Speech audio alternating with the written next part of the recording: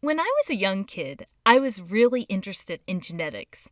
Well, I didn't really understand genetics. I kind of thought that when two organisms had a baby, the baby was just this blend of the two. Yeah, that's a misconception. But I really saw genetics in action with my guppies. Guppies are very easy freshwater fish to keep in an aquarium. But they have two things that I think are especially cool. They have live birth, which means there are no eggs, like many other fish. And second, they have a lot of babies. They also eat their babies, but I don't think that's especially cool. So as you can see, that is not part of my cool fact list. Anyway, when my surviving baby guppies grew up, they would have all kinds of cool traits. These traits were carried by their DNA, their genetic material, which is found in their body cells. But sometimes I would forget which mother was the mother of the baby guppy, because there were several mother fish in the tank, and I wanted to keep track of inheritance in my guppy notebook. So what would have been very cool to have at that time? Some biotechnology. Biotechnology is the merge of biology and tech, and it's constantly changing. It includes topics such as PCR, cloning, and genetic engineering. It's also an awesome field.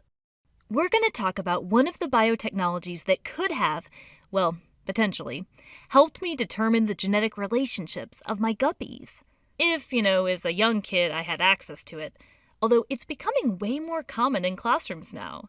And that biotechnology is gel electrophoresis. Gel electrophoresis can be used to separate molecules based on how big they are, their size, and it's especially useful with DNA. Let's look at DNA real quick. So here is a guppy cell, here's the nucleus in the guppy cell, here's the DNA in the nucleus of the guppy cell. And if you were to zoom into the DNA, here is a nucleotide, which is a building block of DNA. See those phosphates in the nucleotides? They're a bit negative. Well, they contribute a negative charge anyway to the DNA. So if we look at this whole DNA here, it gives that DNA a negative charge. That's a big deal because gel electrophoresis, which again separates molecules based on size, relies on the fact that DNA molecules have a negative charge. Okay, here's a gel electrophoresis machine. The point of the machine is to be able to have an electrical charge running through a gel. So here's the gel, typically made of agarose. Agarose is a polysaccharide polymer, which if you remember from our biomolecule video, polysaccharides are carbohydrates. Yeah, usually agarose comes from seaweed.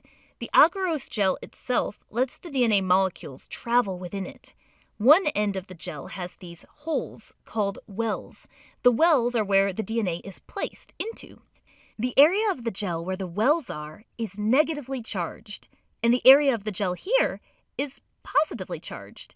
So guess where the DNA will travel towards? Well, since it's negatively charged, it's going to travel to the positive side. So typically when you're analyzing DNA in electrophoresis, you use these restriction enzymes to cut the DNA up into tiny pieces.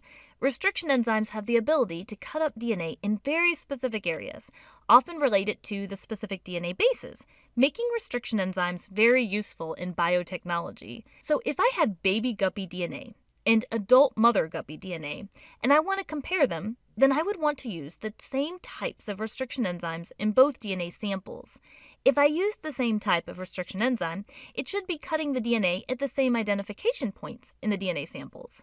However, unless the mother and baby guppy are clones, and they're not, those pieces that result after the restriction enzyme is done with them may be differently sized because the DNA of the baby and mother guppy had some differences in the sequence of their DNA bases. So the DNA samples both are cut up into multiple pieces by the same type of restriction enzyme, and then those samples are loaded into the gel. Sample 1 and sample 2. If we turn on the machine and let the DNA run through the gel, the DNA moves towards the positive side. But some pieces of that cut up DNA will move faster or slower than other pieces. Longer DNA pieces tend to have a higher molecular weight.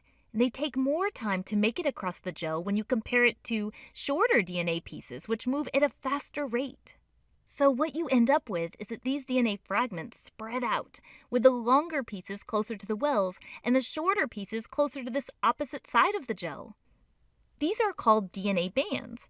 But to see them, you usually need to stain the gel itself and view it under a UV light.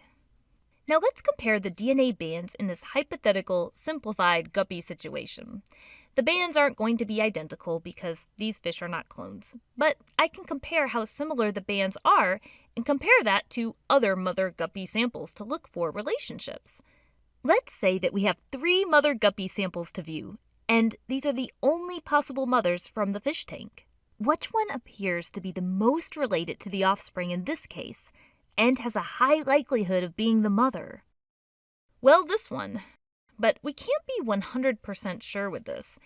It would be helpful for me to know the father guppy sample too, because this will give me more insight. But if these are the only fish in the tank, it's a very high likelihood with this case. Also, you can use something called a DNA ladder. You can buy them from various science material distributors, but a DNA ladder is not what it sounds like. It's basically a sample that has known fragment sizes. So if you run it in the electrophoresis machine, you already know the fragment lengths. Let's say this DNA ladder only had 3 bands, which is not usually the case. Since it's a DNA ladder, the base pair lengths are known. They are 500 base pairs, 1,000 base pairs, and 1,500 base pairs. Think for a minute. Where would they fit in? It would look like this. You can use this now as a reference to give estimates of how large the other fragments are when they're run alongside it.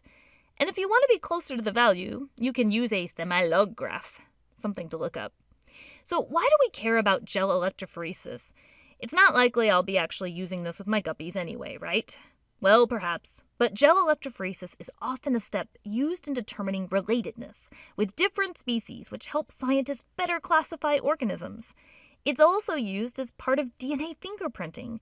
DNA fingerprinting is a way that one can identify someone's DNA, which can be very helpful if you're trying to solve a mystery involving a crime scene. If you have a DNA sample from a crime scene, you can go through the steps of gel electrophoresis to compare it to the suspect DNA to see the likelihood of a match. In fact, you can take the results from gel electrophoresis and isolate genes of interest by something called southern blotting. Definitely something to look up if you're curious. Gel electrophoresis is one of many awesome tools in biotechnology. Well, that's it for the Amoeba Sisters, and we remind you to stay curious.